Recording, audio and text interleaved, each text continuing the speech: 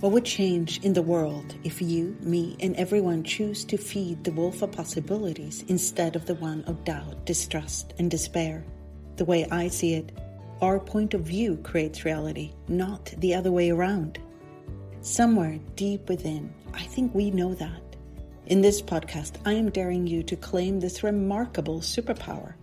Join us and be inspired by trackers, explorers, and finders of possibilities from the multiverse of hope. Welcome to the podcast, Feeding the Wolf of Possibilities, with your host, Katarina Valentin. Welcome to today's episode of Feeding the Wolf of Possibilities. And today we're exploring what would be possible if you no longer had to create your life to please your family. And as my guide, I've invited Susanna Mittermaier, a psychologist, creator of Pragmatic Psychology, and the author of several books, one of them called Fairytale Families. Welcome, Susanna. Hello, Katarina. Thanks for having me. I think we'll dive right in. So what is a fairytale family? A fairytale family is what many people wish to have, which doesn't work. It's based on a fantasy, an ideal scenario on how a family is supposed to be. And it's something that so many people have in their worlds as one day, eventually, my mom, my dad will love me and see me for who I am, and they will be happy for me being more of me. And it never happens. You know, it's like chasing a carrot that just runs away in front of you. And all that is created is more judgments of you, more disappointment. So fairytale family is about how you get over the point of view that everything should be a fairy tale and the stress that utopian ideal creates of having everything to be perfect, picture perfect. And instead of that rather dramatic perspective, allow things to be pragmatic and look at, hey, what is actually, like, what is my family? Who are these people? Like turning on the lights, like see who they are, see what is, and then ask the question of what can be and what can't be, and allow the ease that awareness creates for you rather than chasing the perfection of what cannot be. So when I met you many years ago, your parents were a big part of your life and also of your business, really. And as far as I remember, you were you're their only daughter. You're like the princess and very perfect. So what happened when you put the light on that? What did you become about? For me, what happened when I turned on the lights, it's like seeing how the dynamics are and not doing anything with it. Like, okay, this is what is, this is how my parents see me. This is who I am for them. And okay, this is it. I don't need to do anything with it. I don't need to judge it. I don't need to avoid it. I don't need to defend it. I can just see it for what it is and then ask, okay, so what choices do I have? And that's something that, I didn't have from the beginning, because, somebody that has expectations of you, somebody that has needs on you, the only choice we think we have is fulfilling people's needs and meeting their expectations. But in the lights, in the presence of someone's expectations and someone's needs, acknowledging that we still have choice creates a different and easier future. And that's what I realized. Okay, I see what is. I see that they need me or they have needs of me and expectations of me. Okay, it is what it is. Doesn't mean anything. So now what choice do I have? And it created this relaxation in my world and my body that it's not about me delivering whatever they have decided they need. So is the key difference the choice that you can now choose if you would like to deliver it to your parents and to yourself or not? Yeah, it's the choice, and it's also the allowance on both sides, like the allowance for them having whatever they have going on, allowing that, not fighting it, not defending it, not avoiding it, but also allowing me to make a choice that works for me. So one of the things that I did when I was 16 I went to a Catholic girls' school, and so everything was very ordered. Everything was very about protecting. And then when I was 16, there was this flyer. Hey, you can go abroad to the States and go to school there for a year. And I went, yay, like I saw, okay, there's a way of exploring something different, getting out of this ordered world. And so I presented that idea to my parents and they were not at all thrilled, of course. So it took me about, 3-4 months to convince them that this is indeed a great idea. So I had speeches and I had like all these, undermining how this could further my development in the world and so on. And so they let me go, which was so incredible to be like somewhere else and discover like, what else can I be? And it was so amazing to, what I got to discover. Like I saw their needs and I saw what they required of me, but then making a choice of what I knew would create a greater future for me, that was something that made such a difference. And I remember that point, like what future that created for me to make that choice. So it's like allowance on both sides, like allowance for whatever people have going on, and then also allowance for what works for me, what future would I like to create, and not making an either or out of this, but both can exist at the same time, which I think most people haven't considered. It's like this weird either or in people's worlds, like either my family or me, but that both it can be and rather than the either or, that's creating so much more ease. In the book you write, if you did not control your family or were not controlled by your family, that which is both sides, as you're saying. So could you talk a little bit about that? How do we control our families, with even trying to fulfill their needs? Yeah.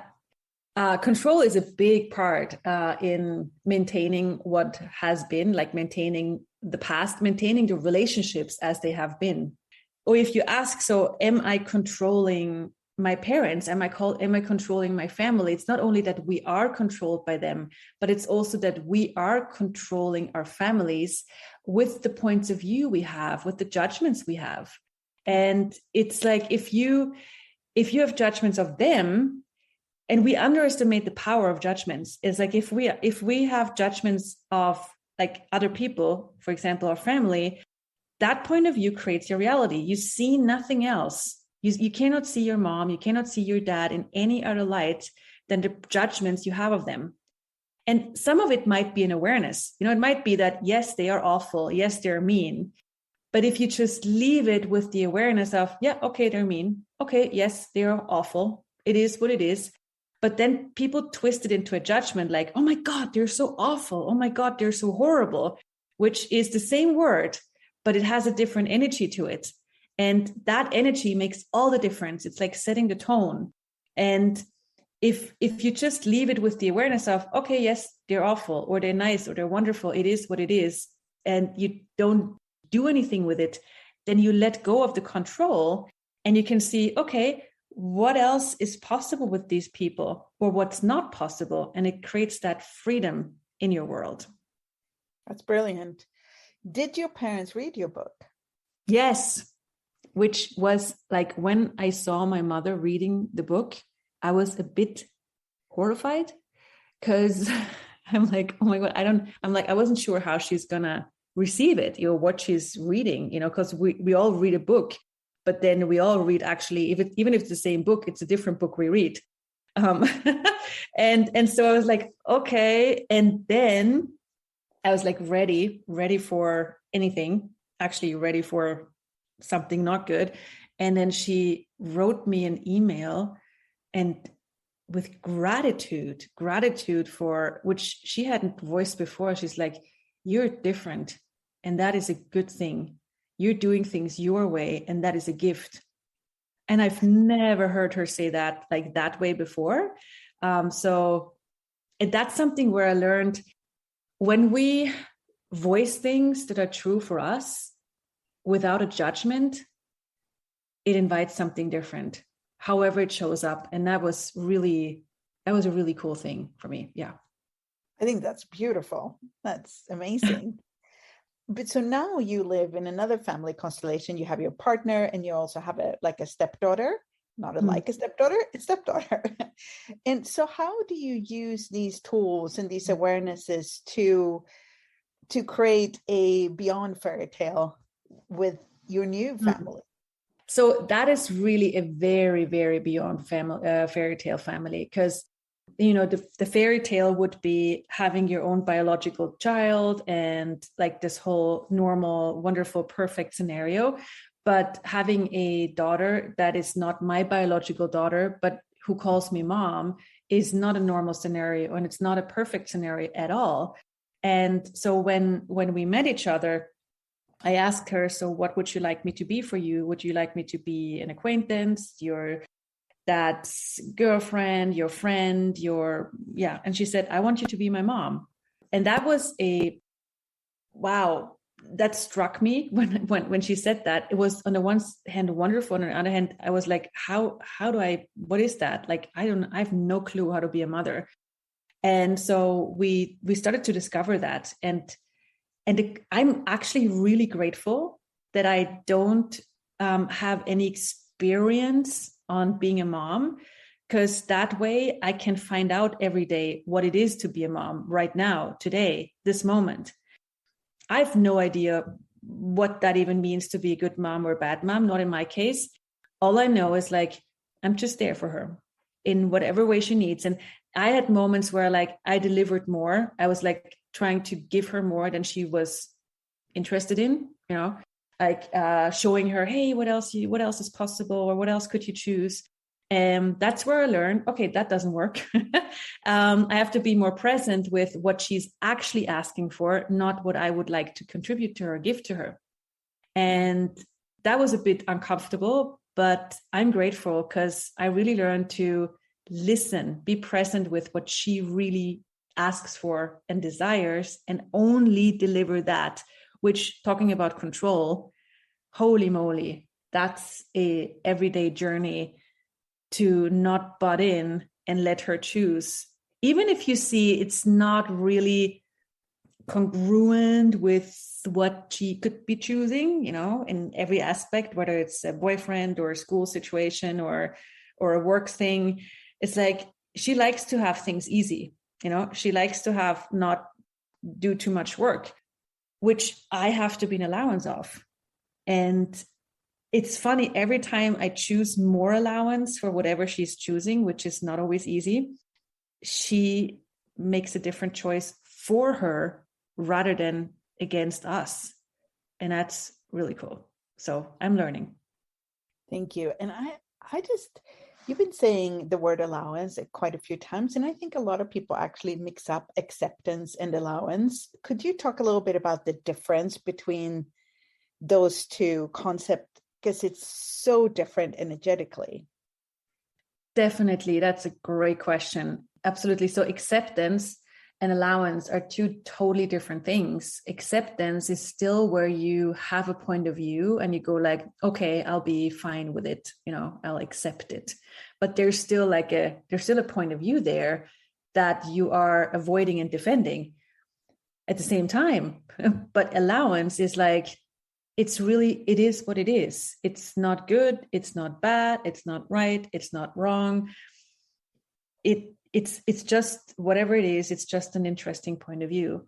And that's wow, like that is something that I'm on this every single day to get to more and more allowance in all directions, towards me, towards my choices, towards other people. And it's wonderful. And it's really it really takes this courage to not needing to be right, which especially in regards to family, your own children or your parents, it's a thing, it's a challenge to get over the need to be right. Because it's like the security, how do you say, the security belt or the security thing of, as long as I'm right, I know things are going to be okay.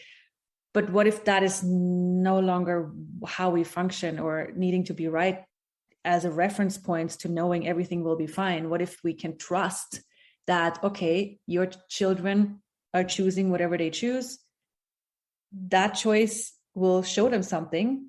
It will show them if that is something that works for them or not works for them. And they will, like with us, I mean, I just have to remember when I was a teenager, and like my parents don't know everything I did, which is great. That's a very good thing. My grandmother, she knew more of what I did than my parents because she had more allowance. She was less vested in the outcome of, she was not worried about me turning out in a horrible way. She's like, yeah, she's going to be fine. She knew I was going to be fine. She had that trust, which is oftentimes easier for grandparents than for parents. But then when I look at me and go, wow, yeah, I didn't always make good choices, but it worked, and it does work. So what if I trust her? What if I know she knows what she knows, and I nurture her knowing? And that is something where I know, okay, it's going to be fine, even if it's not in that. Like the time perspective shifts when you're willing to have allowance. Suddenly you also are actually willing not to be so focused on the outcome in that particular situation, but you can actually expand your awareness to be more in the future. Absolutely. And that bigger perspective creates so much relaxation. And I know, like, my grandmother had that bigger perspective. And it's like, why do we need to get old before we have that bigger perspective? What if we choose that right now, however old we are? Yeah. And if somebody is listening to this, they probably have a family of some kind. Most of us have some kind of family, small, big, in the past, in the future. What would be a great first step for them to, if they want to start to put the limelight, as you were saying, put the light on what actually is? How do they start finding out? Well, it's a tool of asking questions, which is so simple and so effective. So it's basically just investigating, exploring. Okay, so who is this person that I'm with? What is their functional reality? What works for them? What are they asking for? Maybe even things, what do they desire that they don't even voice? And what works for me? Like you as the other person, like what works for me, what doesn't work for me? It's like creating that clarity for you, what works for me, what doesn't work for me. And also, who am I dealing with? Who is this other person? And what can I ask from them? And what can I not ask from them? And that might be a bit tricky because we think, oh, we're in a relationship with someone, so they fulfill our needs. Well, that's a bit 80s. That doesn't really work. We all know that. But most of us, people keep on choosing that. But what if relationships are not about needs or fulfilling needs, but about creating what works? And to get there, what if it's not about you getting your needs fulfilled? What if every need is actually an invention? One person don't have to be a person for everything. It's like, maybe you can have a wonderful, relaxing time with your partner, but maybe your partner is not interested in conversations and consciousness. So what? It doesn't matter. Maybe, like, who else can you talk with where you can have that inspiration and creativity conversation with another person? It's like, who else can you add to your life? What if it's not about one person being the, end all be all person that needs to do everything for you? It's like, okay, what can they deliver? What not? Who else can I add?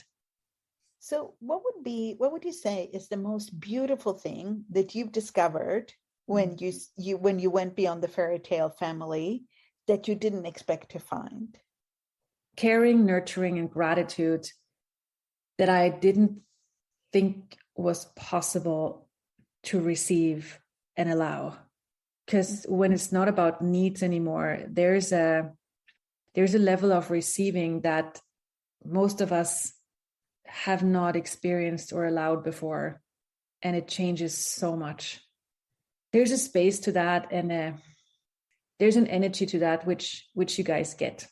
And it's like, what if you just ask for it? Because that's how I started, like, to create something that works for me. I started really with the question, hey, what would I really like in my life? what would be really nurturing and valuable for me. And I got an energy, I asked for it, I let it go, and it showed up in a totally different way than I thought. And it got me to get over any control, any points of view, and what else is possible. Amazing. Thank you so much. I think that's a great way to end this interview. And if any of you listening want to find out more about this, I would really recommend Susanna's book, Fairytale Families, and you can find it anywhere, like on Amazon or any other online book outlets. Thank you so much for listening to my podcast, Feeding the Wolf of Possibilities.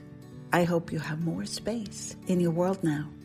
If you would like to listen to earlier episodes, share with other people, or subscribe, please go to Spotify, iTunes, or visit katrinavalentin.com/wolf.